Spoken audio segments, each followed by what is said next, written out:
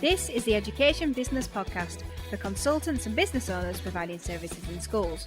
I'm Claire Riley, and I'll be sharing how to start, grow and scale your education business.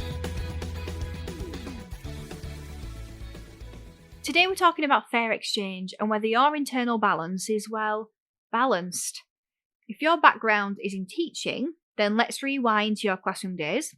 And if your background isn't in teaching, I know that working with schools will have given you a sense of what I'm talking about.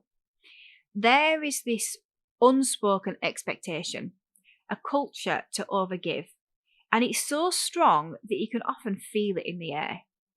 I was a day-to-day supply teacher in around 100 schools, and I could feel it in places that I'd never worked before. It was in the atmosphere, so thick that you could cut it with a knife. And the thing is, if we want our businesses to be successful, they have to operate on fair exchange. You can't overgive. Not because you're not a kind, lovely person, but because businesses just can't work like that. If you do everything out of the goodness of your heart, then you'll never get paid. If you price everything too cheaply, you'll never make a go of it. You won't be able to grow, or you'll feel frustrated with your business and then just begin to resent it. So we have to know and understand that it starts with us.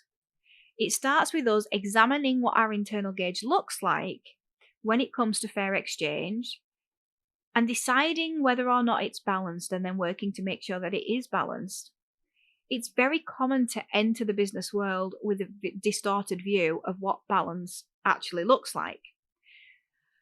So I've got 3 reasons why you should reset your internal gauge of fair exchange. So why should you do it then? Well, the first reason is time. I recently listened to The Big Leap by Gay Hendricks, and I realised that I'm definitely a time cop. That's something that it talks about in the book. And I was a time cop before I was a teacher, so I can't even blame it on teaching. But if I had to name one thing that hugely clashed with my values, and in terms of teaching, it was time. Time is one of my biggest values, and teaching, I felt, took it away. You need to become aware of how time is being used and how you are allowing teachers, parents, children, clients to use your time, the time you're not in control of. You've heard me talking about working on the right things in your business before, and the key thing here is that you can't do that if you don't make the time for it. So the second reason to reset is to receive success. So when your mind is in a constant state of overgiving, you just perceive that as normal. You assume that you're in the middle and that you're balanced. But the reality is that when you're overgiving permanently, then your gauge becomes off center and the middle is in the wrong place. And then you find it difficult to receive anything into your life because you believe that you have to overgive and that you owe people something. And the third reason is to not get burned out or frustrated in your business. So too much overgiving is going to send you into this spiral of asking questions of yourself like, why am I doing this? What is this for? What am I doing with my life? If you don't feel like you're getting out of it something that's fair, then your energy is going to drop rapidly and dramatically. The entrepreneur's energy is driven by the hope of success and the wealth that it brings in the future. So you have to see these incremental changes in the right direction to stay motivated and keep believing that it's possible. I don't know why, but even the thought of being inside a school sets my internal gauge of fair exchange feeling confused. Inside, I can feel slight anxiety over whether I'll be expected to overgive as a standard. So how do you reset your level of fair exchange if it's off? And it probably is, by the way.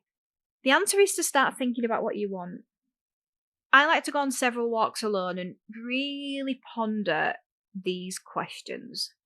And you can journal them as well if you like. But what is it that you really want?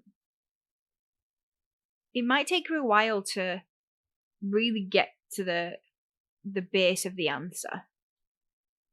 And what do you want your life to look like? How many hours do you want to work? Because that is a choice. And it might mean that you have to work to get there, but you all know that I kind of work 26-ish hours a week at the moment. I'm working a few more because I've started a new business. But you can get there. What do you want to do? How many hours do you want to work?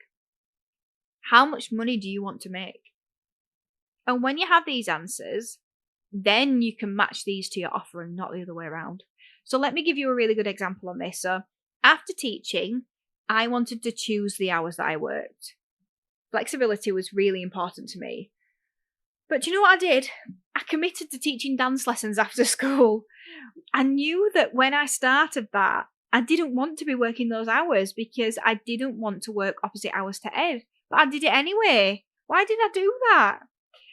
What I wanted was passive income, but I decided to do something else instead, and I decided to work hours that I didn't want to work.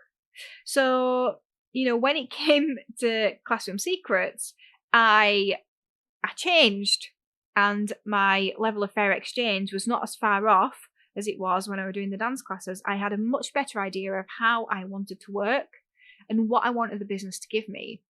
And in a way, Classroom Secrets kind of is passive income in that you can create something and then you get paid at any time of day.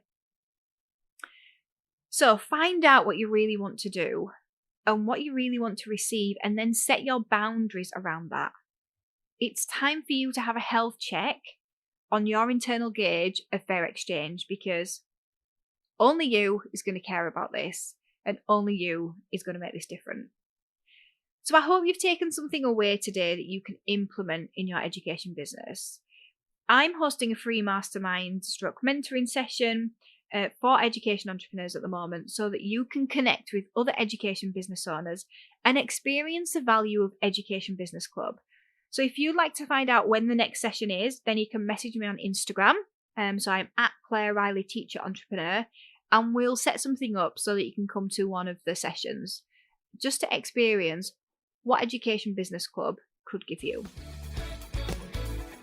Thank you for listening to the Education Business Podcast. To get more information to grow your business, sign up at educationbusinessclub.co.uk.